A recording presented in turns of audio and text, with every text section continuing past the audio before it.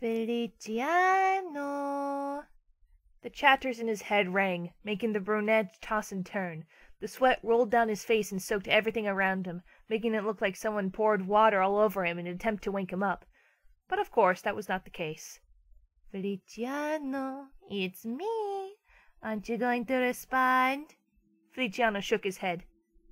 Go away, he said in his sleep, responding to the mystical voice from his dream. The voice snickered, and made Feliciano arc his back in an attempt to stop the voice. His bony and fragile hands went up to grasp at his auburn-colored hair frustratingly, a painful grunt escaping his soft, rounded lips. You cannot get rid of me, no matter how hard you try.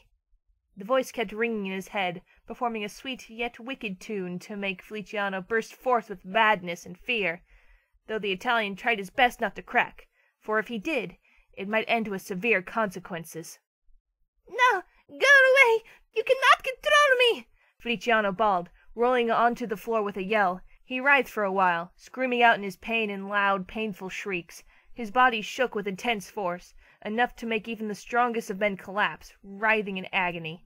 In his mind, though, he was standing in front of a mirror, someone he did not know standing in front of him. The mirror was as tall as him, the golden frame standing out in all its beauty. Carving of spirits, flowers, and vines ascended all across it. However, the mirror was shattered, and he could only see the broken reflection of himself in front of it. Except, the only difference was he was not in his blue military uniform anymore. Instead, it was replaced by one similar to his brother Lavino's uniform, the Mafia uniform. Except this one was a lot darker than tan and had more accessories. There was their flag on the right side of his arm, and on his waist was 2 red elegant ropes swaying from the clasp. Not only that, a hat resembling the World War II leader of Italy, Benito Mussolini, was appeared on his head. The eyes were a sinister-looking red, the glimmer of a butter knife reflecting from the eyes.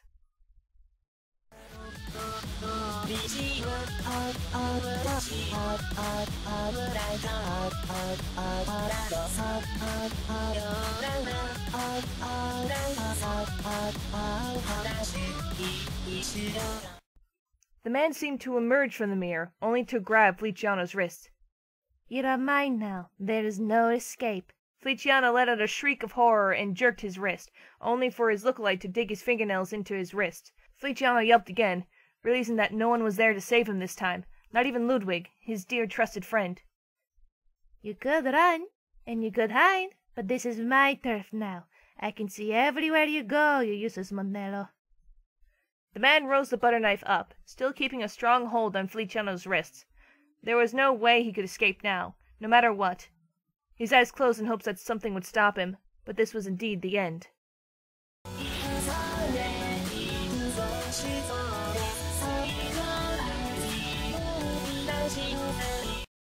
Feliciano's eyes flew open in real life, only for him to let out another agonizing yelp.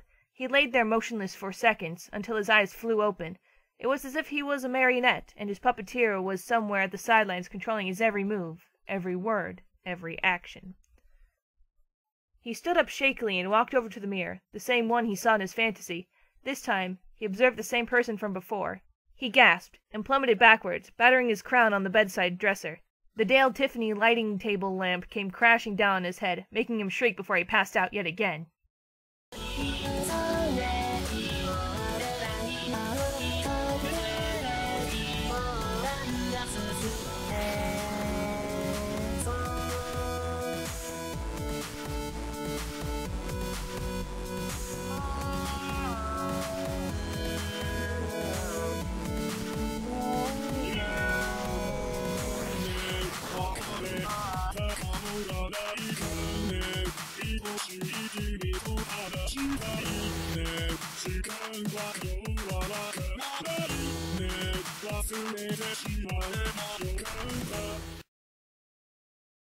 It took me a while to gather myself finally, but I managed it somehow.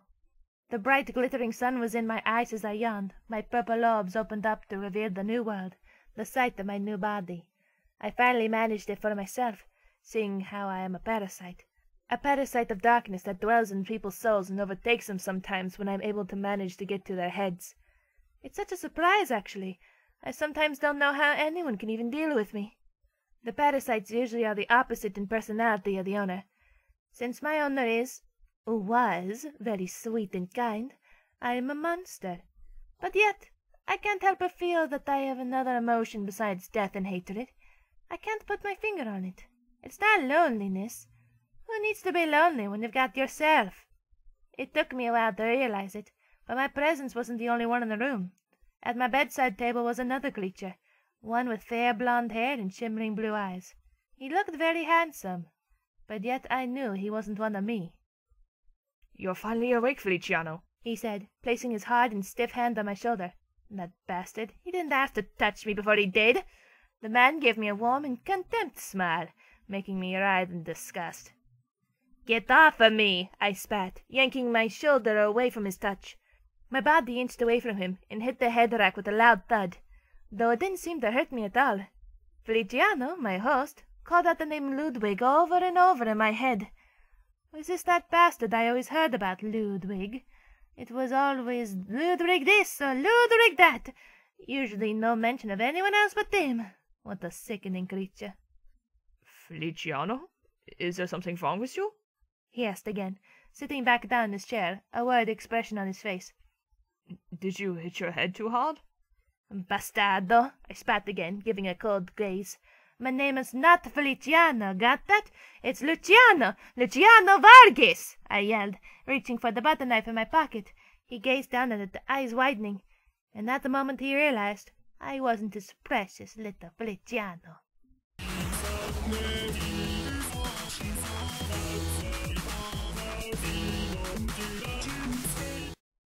He stood up hastily, grabbing me by my shirt collar. "You wench! What did you do to Feliciano?" he yelled, his teeth clenching together as if in an attempt to look intense. He was like a runt to me, no more than a play toy at that. He was just as weak as Feliciano. He had emotions. "What did I do to him, you ask?" I responded, looking down at the bedsheets. A twisted grin made its way on my face, and I looked up at him, eyes full of insanity. "This is still his body. Each soul has a parasite within it, and I decided it was well enough time I take over for myself." He stood there for a moment, probably deciding if I should believe him or not. Ludwig shook his head and thrashed me against the headboard, snarling in protest. "Liar!" A dark chuckle ripped through my throat like it was escaping a cage, and I looked up at him again, my maroon eyes seeming to have color gleaming from them. "Why don't you believe me? You have no proof I killed him. There's no corpse or anything hidden in this room. I was the only one found in this room when you came in, correct?" I countered, an even sicker grin on my face than before. Ludwig let loose my shirt collar and dropped me to the bed. Eyes still widened. There was no choice to believe me now, was there? My hand slithered back down to my belt to grasp a knife again, ready to attack when he was defenseless.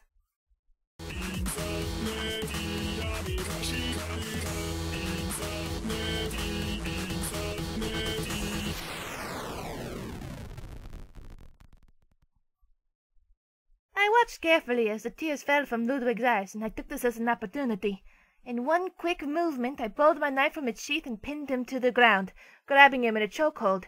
Insane laughs rose from my throat, and I raised the knife above myself. His eyes widened as he saw the knife, and saw that it was actually covered in some blood from my earlier victims. His eyes this time were narrow and full of complete and utter fear. I wouldn't blame him. I was about to kill him after all. I brought the knife down, only to...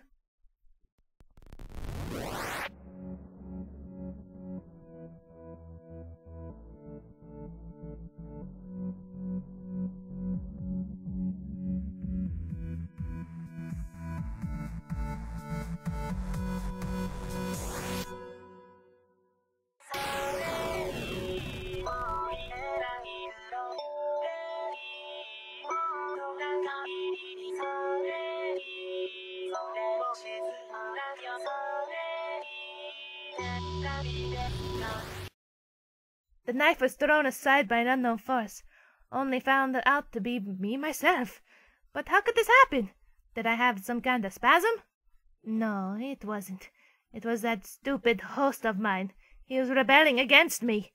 He actually managed to do it, for I was brought back into his mind, his usual kind self taking over.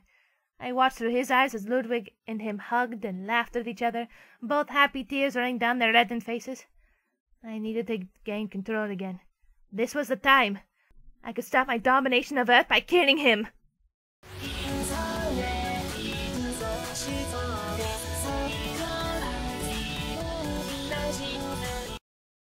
I got you.